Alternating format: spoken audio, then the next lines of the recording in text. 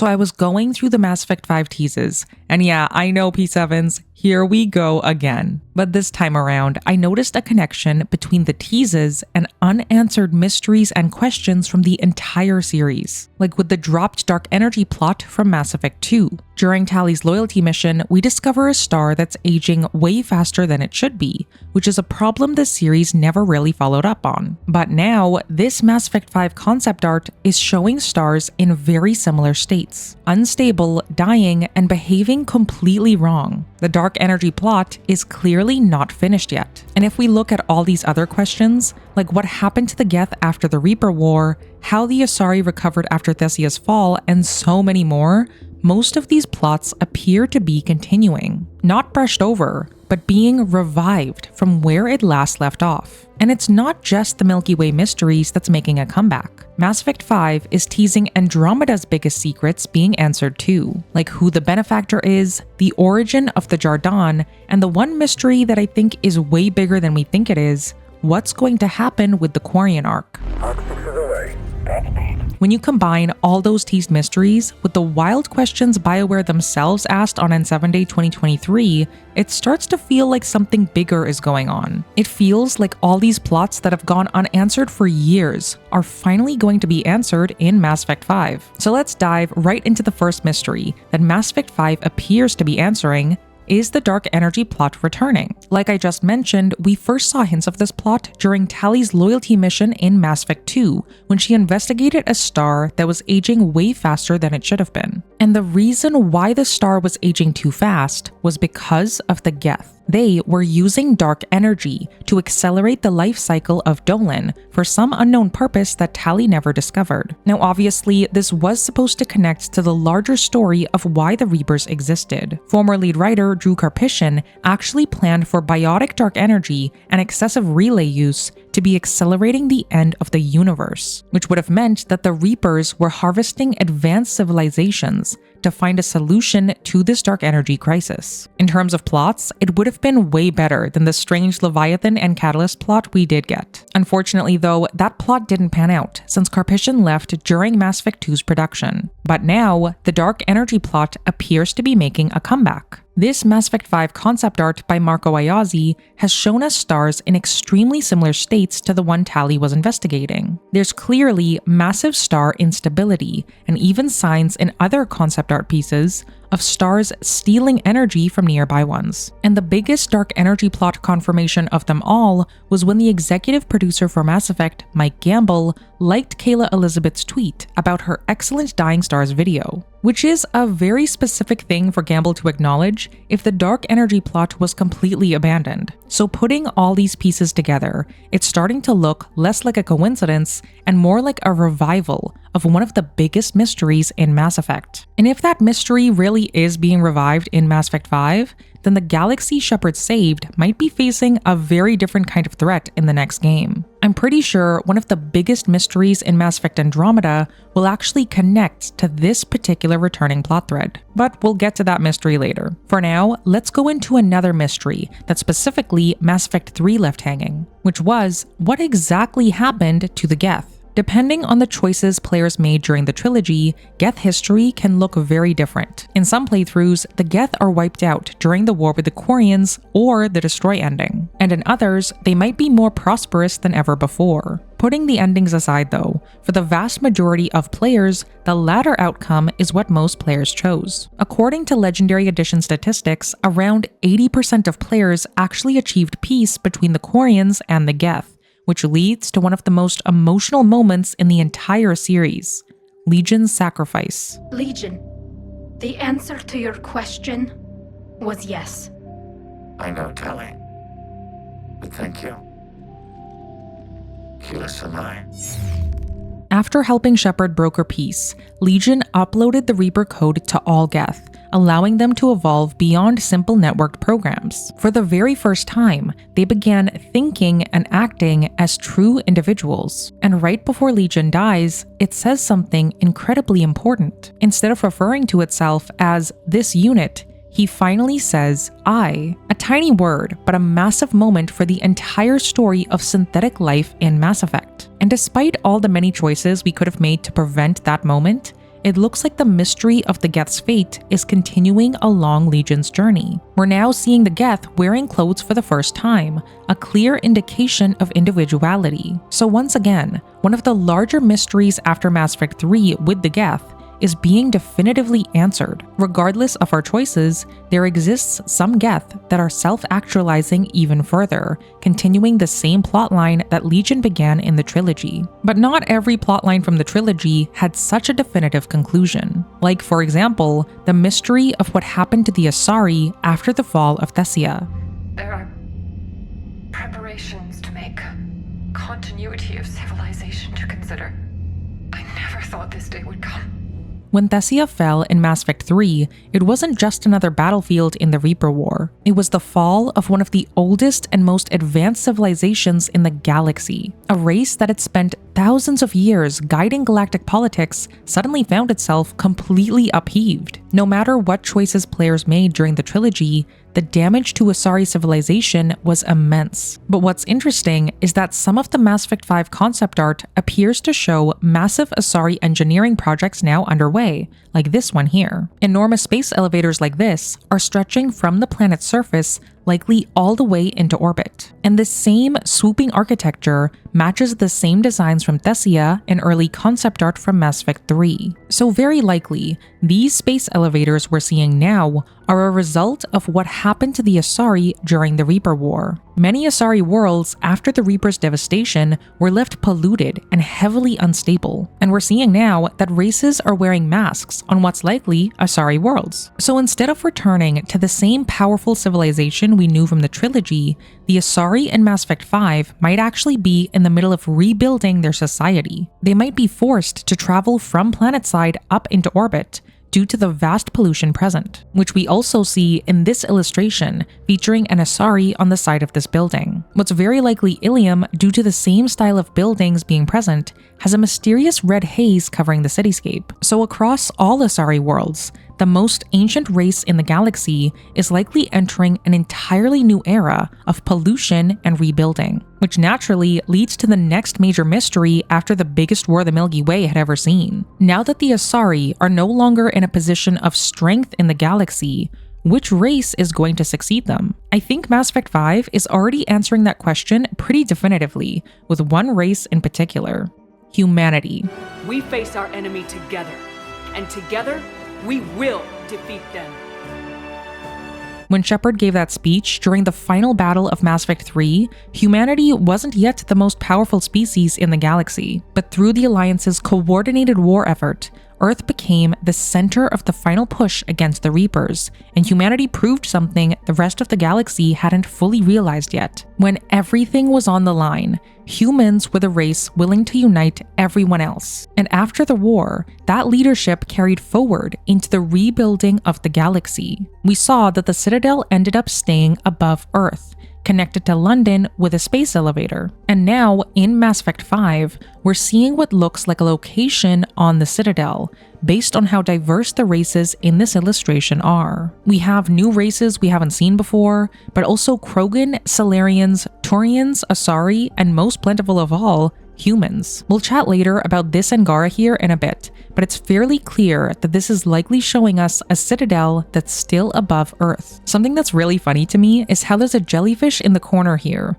which humans would definitely add as random ambiance in the citadel. Putting the jellyfish aside though, humanity is clearly still in a position of strength within the galaxy by likely still housing the Citadel above Earth. And what's more, they may now be creating an entirely new relay network with their newfound power. I'll be doing a full breakdown of how this new relay connects to the new N7, so make sure to subscribe so you don't miss that future video. What I will go into now though, is that this relay is likely the physical representation of humanity not messing around anymore. The balance of power in the Milky Way is going to look very different the next time we return to it, with potentially humanity being the top power, shaping the future of the galaxy. Now obviously, there's a lot more going on in the Milky Way, like the Krogan in engaging in civil war. But figuring out exactly what's going on with that war is a mystery that deserves its own video, so we'll tackle that one in a future video too. Now, even though all these questions and mysteries so far have centered around the Milky Way,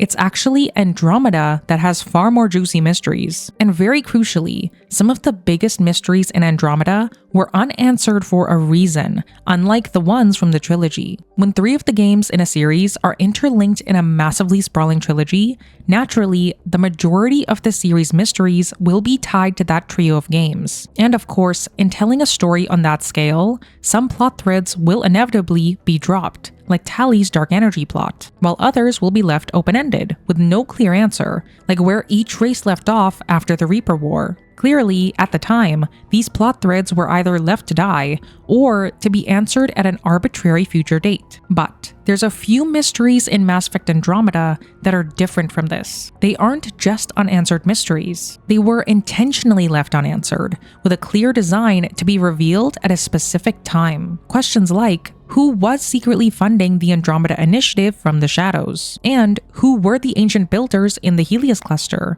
known as the Jardaan? And the one mystery that almost nobody talks about but is clearly bigger than we expect, what actually happened to the Quarian Ark? All of these mysteries have been teased very subtly so far, like the voice mentioning Arc 6. And since Mass Effect 5 is already hinting that the Milky Way and Andromeda will connect, then these intentional Andromeda mysteries likely aren't just going to be answered. They have a very high chance of interconnecting to the Milky Way mysteries we just went over, unlocking entirely new meanings to all of them. And Andromeda's first key mystery involves one of the most suspicious figures in the Andromeda Initiative, the Benefactor. Obviously, major Mass Effect Andromeda spoilers will follow. In an interview about the Benefactor's identity, Gamble said this: "The mysterious Benefactor is intentionally left unresolved, as it has deeper ties to the meta story of the Mass Effect Andromeda saga. By the time you find the killer, they're long gone." Which is a very interesting way to describe the mystery, because it suggests the Benefactor isn't just some anonymous donor funding the initiative from the sidelines. Whoever they are, they're deeply tied to a larger story within the Mass Effect universe, meaning that this particular mystery is definitely going to appear in Mass Effect 5. And if we look closely at the clues we already have, it's pretty clear that the Benefactor has ties to humanity. After Garson was murdered, one of her datapads mentioned that in 2179, the Benefactor once mentioned that a storm was coming, and they said that the evidence was clear. Garson herself didn't know this, but the Benefactor clearly knew about the incoming Reaper threat to the Milky Way 4 years before Commander Shepard did. And obviously, the fact that the Benefactor funded the Andromeda Initiative means that they had massive amounts of funds. So with these two pieces of information, the likely identity of the Benefactor is someone from Cerberus. The Elusive Man founded Cerberus after learning about the Reaper threat in 2157, meaning that Cerberus had knowledge of the Reapers before Shepard did. And once EDI became unshackled, we learned something else about Cerberus. They had access to enormous amounts of funding from their many illegal operations, meaning that the mysterious Benefactor likely has huge ties to one of humanity's most infamous organizations, which adds another wrinkle to one of the mysteries about humanity we're currently seeing. This Cerberus-colored relay that humanity is building likely has ties to the Benefactor themselves, meaning that they are likely one of the most important figures in the next chapter of Mass Effect. And very crucially, if this theory is legit, it means that one of the larger mysteries of what's happening with humanity is being tied to one of Andromeda's major mysteries. The Milky Way and Andromeda are connecting by intertwining their unanswered plot threads, which is likely an intentional choice for the meta story of Mass Effect, which is a trend that continues with our next Andromeda mystery, who the Jardaan are. In one of the most shocking mysteries I've ever seen, the unknown builders in the Helios cluster had created the native Angarans, adding even more confusion to the Jardaan's motives. In the conversations with Jal after this revelation, he expressed being at a loss as to how he should move forward with this information. After all, what does one's culture, traditions, and familial lines all mean? knowing that your race was created by a different race, which is a very coincidental plot thread that mirrors the Geth's own journey in the Milky Way. When the Quarians began hearing questions of the Geth having souls, a few trigger-happy Quarians rejected their newfound identities, which of course led to all-out war and a resolution that Commander Shepard decided centuries later. And of course, like I mentioned earlier, it appears that there are Geth in Mass Effect 5 who continued their self-actualization, no matter what decisions Shepard previously made. Undoubtedly, it's not a coincidence that the first Angaran we've seen teased is in such close proximity to the Geth enclodes. Both races mirror each other in being created by other races. Once again, a Milky Way and Andromeda plot thread intertwining with each other, which means that the creators of the Angara are likely one of the bigger plot threads in Mass Effect 5. And the more we look at the evidence, the more the Jardaan start to look less like an entirely new race and more like something we've actually encountered before. There's a piece of concept art for Mass Effect 5 showing Remtech, which is the technology the Jardaan built, and it shares a striking resemblance to this Prothean shard. The same geometry that defined Prothean design is present in both images. Again, a Milky Way race and an Andromeda race mirroring each other, which to me might literally mean that the Jardaan's mysterious identity is directly connected to the Protheans. But what really ties this together is the Scourge. The massive dark energy cloud that stretched across the Helios cluster wasn't a natural phenomenon. To my knowledge, it was created inside a remnant facility, meaning the Jardaan deliberately engineered dark energy on a scale the Milky Way has never seen before, which can easily connect to the dark energy plot from earlier, and the concept art of unstable stars that Mass Effect 5 is now showing us. The dark energy from the Trilogy was aging stars unnaturally. The Scourge we know of has strange time manipulation properties, and now we're seeing exploding stars in this concept art, which means that Mass Effect 5 might not just answer the question of who the Jardaan really are, but also wrap up multiple mysteries all at once. The Jardaan's true identities, why they created the Angarans, and how the dark energy plot will resolve probably won't be answered separately. All these mysteries are converging, making another major Andromeda mystery at the heart of whatever Mass Effect 5 holds, which leads me to arguably the biggest Andromeda mystery after the end of the fourth game. What in the known universe happened to the Quarian arc? In the book Mass Effect Annihilation, we actually followed the crew of Ark Kilasia as it made its way to Andromeda, but the journey didn't go very smoothly. A deadly plague had spread through the Ark, and by the time the story concluded, the fate of everyone on board was left deeply uncertain. Yes, the plague was eventually taken care of, but if the Quarian arc would ever make it to the Helios cluster was still up in the air. And unlike the other arcs that eventually arrived, the Quarian arc never got resolution from its planned DLC. It simply vanished, which is exactly where the mystery left off when Mass Effect Andromeda ended. But then, in the Game Awards trailer, we heard this.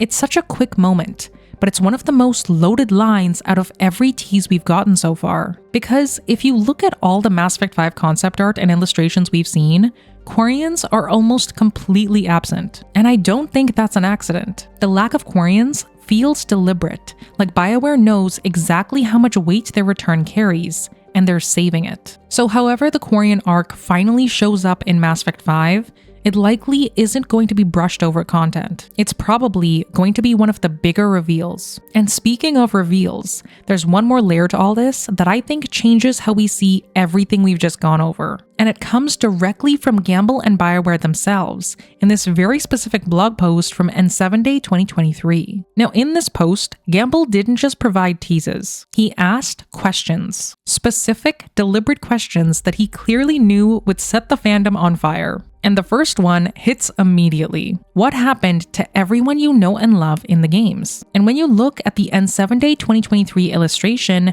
Joker and EDI are potentially right here. Garrus is also potentially in that same illustration, depending on who you think this Turian is. And Rex might even be in this Geth crater image. So when Gamble asked this seemingly random question, I think subtly, it actually functions as an answer. BioWare might be telling us that the people we spent 4 games caring about are going to get some kind of answer in Mass Effect 5, even if they aren't necessarily companions this time around. And then there's Gamble's second revealing question.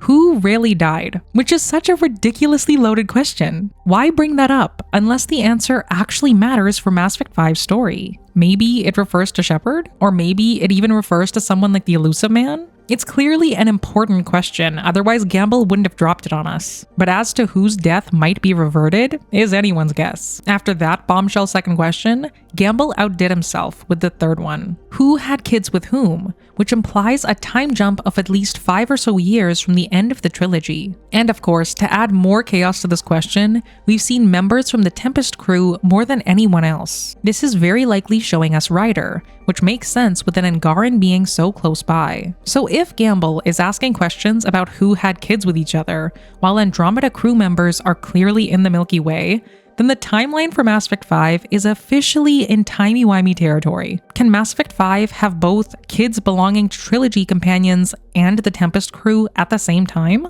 I personally think so, if maybe wormholes are a thing, but that's a theory for a different day. The last question here Gamble posed to us was, what does a baby Volus sound like? For this one, Gamble clearly avoided mentioning the word baby along with any race from the main trilogy's companions, so he wouldn't spiral too much. Although, maybe our favorite biotic god did have kids? Who knows? What this question is really telling us, though, is that we'll likely see new nuances to the races in Mass Effect 5, like Asari children, Quarian children, and even Turian children, which is something that might even be tied to the second question of who had kids with whom. But before we spiral too hard thinking about that, Gamble provided a second set of questions that honestly tells us way more than the first set did. And the first one here was, what about all the galaxies? Which makes a lot of sense to ask, considering all the Milky Way and Andromeda implications we've been seeing. And it likely also acts as a subtle hint at where Mass Effect is heading long term. Mass Effect 5 will likely bridge the Milky Way and Andromeda, but the franchise itself seems to be building towards something even larger than that, with other galaxies on the horizon for future games, which ties directly into Gamble's second point. The endings. He absolutely didn't have to bring the Mass Effect 3 endings up, but he did. And that alone tells us something. The endings are going to be addressed in Mass Effect 5 in some way, probably to provide closure for future games to come. I'll actually be putting my best theory on how the endings will matter to Mass Effect 5 over on Patreon, so keep an eye out for that one. For now though, Gamble's second to last question is one of the subtler teases he's given us. What the heck is going on with our Asari scientist turned Shadow Broker? Gamble didn't just reference Liara's powerful Shadow Broker role here, but also her role as a scientist, which more specifically was tied to archaeology on the Protheans. Whatever Mass Effect 5 holds, Liara's background in archaeology might actually matter way more than we expect. But as always, Gamble saved the best mystery for last. What about S? And we all know what that S stands for. It's not really a question of whether Shepard is coming back at this point. It's a question of when, and what that return is going to mean for the entire future of this franchise. Watch this video next to see how the pattern of the Mass Effect 5 teases show how Shepard's new role will shape the future of Mass Effect. Logging you out, P7.